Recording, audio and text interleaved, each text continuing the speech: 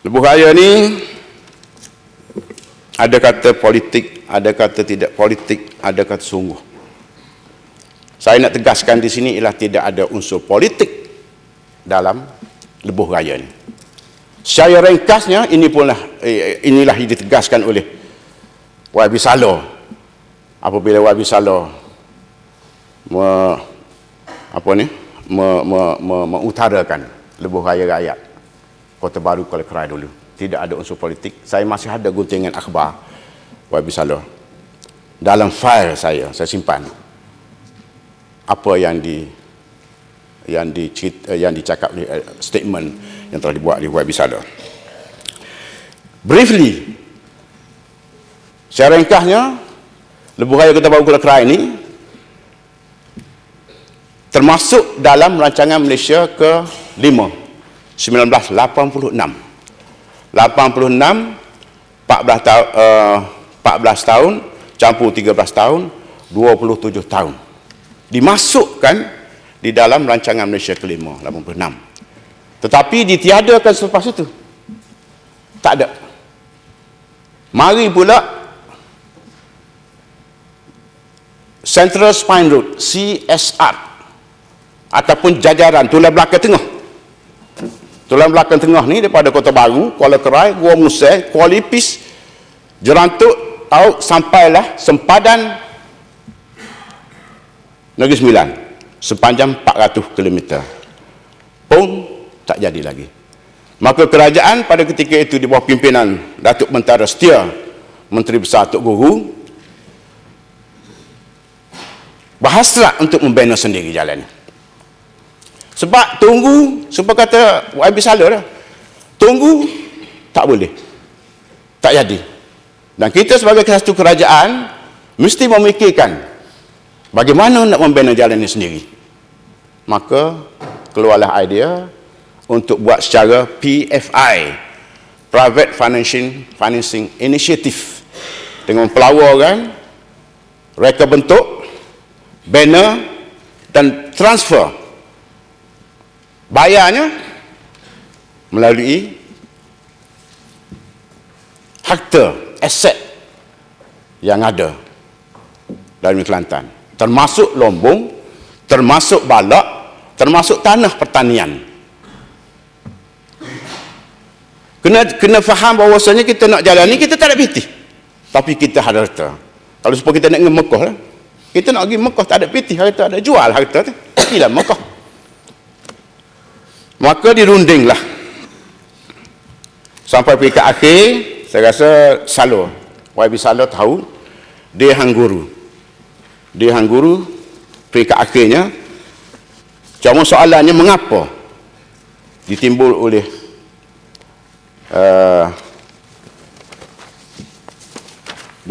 oleh Kuala Bala dan timbul juga oleh Saloh. Mengapa dia hang guru kontraktor asal digugurkan dan terus berunding dengan Ecobound, konsortium Ecobound Emirate House Group tidak memberi peluang kepada Dehan Guru. Mengapa? Saya ada tengok surat daripada konsultan Jutera Perunding Zaki. Inilah konsultan dilantik untuk mengurus jalan ni, membantu Baldah Pasarana yang dulunya dipengurusikan oleh Yang Berhormat sahabat saya Saloh. Saya nak baca dalam warna putih ni.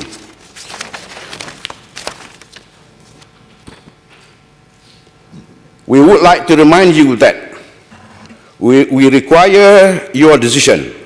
Surat ini diadres pada Dehan Guru Infra. And confirmation on this issue not later than 15 May 2013 dengan izin. Otherwise we may consider that you are not interested in the project. Kita ingin memperingatkan kepada Tuan, kita perlu kepada keputusan dan confirmation dalam isu pelaksanaan jalan ini sebelum not later than 15 Mei 2013. Kalau tidak, kita menganggap Tuan tidak lagi berminat dalam projek ini. Satu lagi surat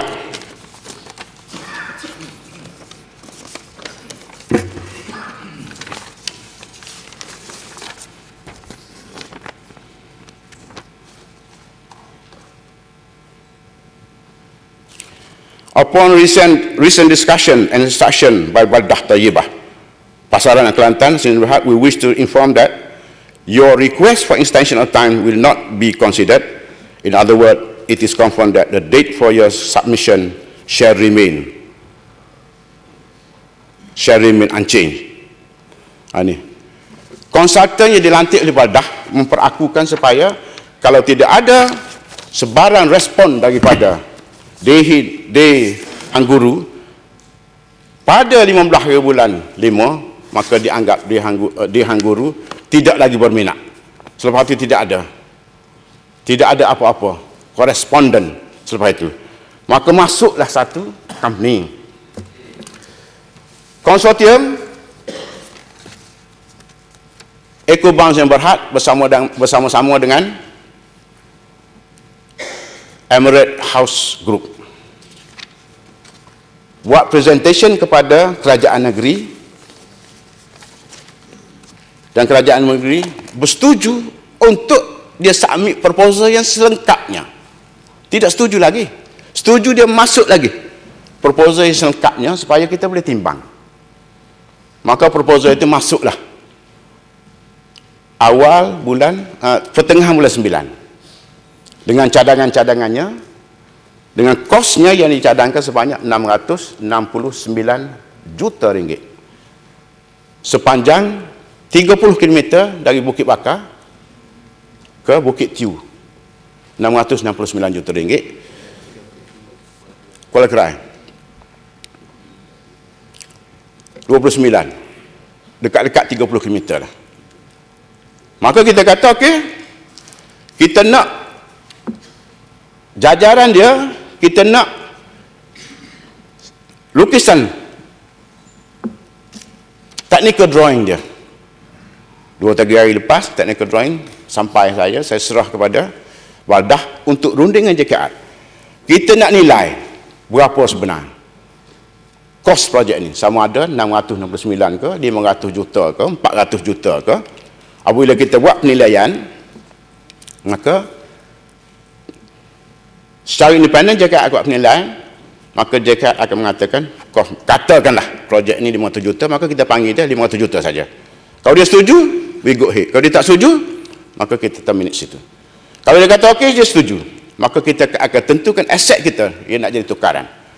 Baru ni keluar dalam seolah Facebook, bloggers, katanya kita nak gadai 58,500 ekar tanah di Pergau, tadah air Pergau. Tidak betul. Tidak nak beri tanah 58,800 ekar yang dicadangkan oleh UPN supaya kita potong balak di situ, selektif itu, sebab estimate balak yang ada di situ ialah lebih kurang 950 juta, melebihi angka boleh buat jalan, boleh buat benda lain lagi. Tapi keputusan kita belum buat lagi. Kemungkinan kita cadangkan sepanjang laluan itu, kiri kanan jalan itu, ataupun di pusat interchange itu, tanah-tanah untuk pembangunan bandar baru pada syarikat ini. Bagi ke dia kata 1,000 hektar ke 500 hektar ke, nilai itu ditukar. Kemungkinan juga kita ambil aset Lombong, dinilai Lombong itu, tapi nilai yang Lombong ni susah. Bukan kita boleh ambil batu 2-3 butir, ada emas ke, ada Lombong ke, pergi tunjuk, lepas tu kali dengan area berapa kaki, 46,000 kaki persegi sebab 1 ekar, maka keluarlah berapa bilion. Tidak boleh, sebab kena tengok bawah ni. Semua sekali ni akan dikumpul dan kita akan bincang dengan dia. Tuan terima ke dia aset ni? Kalau dia kata tak sih, tak terima. Okey, kalau tak terima, terminate. Next, kita akan pergi kepada open tender dengan syarat-syarat. Ini harganya, pasal kita dah ada dah technical drawing dia, bayarannya ini, cara nak bayarnya. Masuk Bukan kita kata kita sudah buat putusan muktamad, pada EcoBound Emirates House Group ini. Cuma kita tengok kemampuan dia. Yang sebenarnya saya bercakap dengan konsultan, dia kata buat jalan ni mudah. It's simple. Anybody can do it. Orang kelas A jalan boleh buat. Tapi yang susahnya financing. Itu susah. Sebab apa? Susah financing. Kita tak ada duit nak bayar. Maka kita kena tukar aset. Aset ni, penentuan harga aset dan pencairan aset itu sendiri, ini akan makan masa. Sama dia setuju atau tidak. Saya difahamkan kontraktor dulu tidak setuju kerana deferred payment selama 30 tahun. Ini kita nak deferred payment. Kalau dia setuju, kita deliver benda tu selewat-lewatnya 5 tahun selepas dia surah. Selewat-lewatnya jalan tu. Kita tidak bayar sekali dia buat kita bayar tak. Kita tak ada fund, tak ada kemampuan kita bayar deferred payment juga, tapi dikurangkan daripada 30 tahun dahulu kepada 5 tahun. Ini dalam perbincangan. Muktamadnya Exco jugalah akan memutuskan. Nak angkat ke Exco tu, dia akan ada lagi lah sebulan, 2 bulan lagi.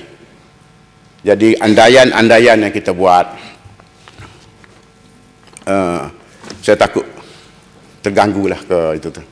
Boleh terima. Dan diragui konsortium EcoBound ni. Konsortium EcoBound ni terdiri daripada ketua pengurusan projek dan mereka bentuk ialah Big Face Development Sdn Bhd. Boleh buat search Big Face Development Sdn Bhd.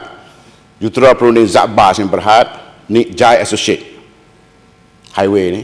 Nick Jai Associate ini jugalah konsultan kepada projek daripada Pasir Hall ke Kadak yang berharga 200 juta.